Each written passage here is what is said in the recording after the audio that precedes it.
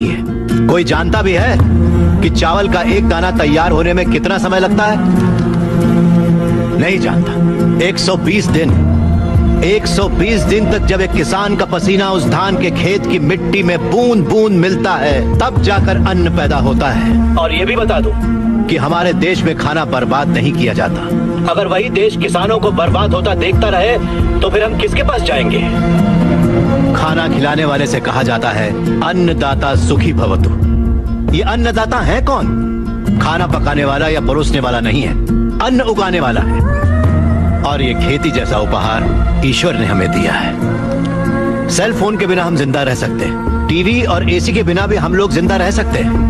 जो टीवी और एसी बनाते हैं वो करोड़ोंपति हैं, लेकिन अन्न उगाने वाला वो गरीब किसान इतनी कड़ी मेहनत और धूप में पसीना बहाने के बाद दिन ब दिन गरीब होता जा रहा है। फैक्ट्रीज लगाना गलत नहीं है, बिल्कुल सही है, लेकिन खेतों को बर्बाद करके फैक्ट्रीज लगाना गलत है। इस देश में कितनी ही बंजर जमीनें हैं, कितनी ही पथरीले जमीनें हैं। क्यों? क्योंकि वहाँ पर पानी नहीं है, इसीलिए खेती करने में इतनी परेशानी उठानी पड़ती है। जरा सोच कर जवाब दीजिए कि किसान पानी लेने कहाँ जाएगा? इस देश में पिछले 10 साल में 1,71,105 से ज्यादा किसान आत्महत्या कर चुके हैं। उसमें से 25,000 से ज्यादा किसान तो इसी इलाके में रहते थे। हर आधे घंटे में एक किसान आत्महत्या कर रहा है, ये जानते हैं क्या आप? लेकिन सच्चाई यही है, जहाँ मौत इतनी सस्ती है वो देश कभी आगे नहीं बढ़ेगा सर।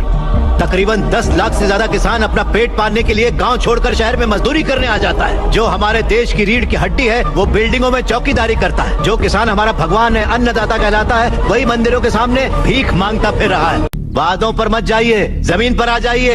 एक कॉर्पोरेट में काम करने वाला हजारों करोड़ का उधार लेकर विदेश भाग गया और वहाँ बैठकर विदेशी शराब पी रहा है। सिर्फ 5 या 10 हजार उधार लेने वाला किसान जहर पीकर अपनी जमीन पर जान दे रहा है।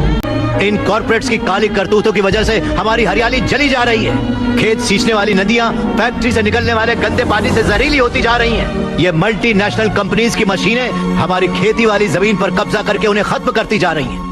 पर ये दिखाई नहीं देता।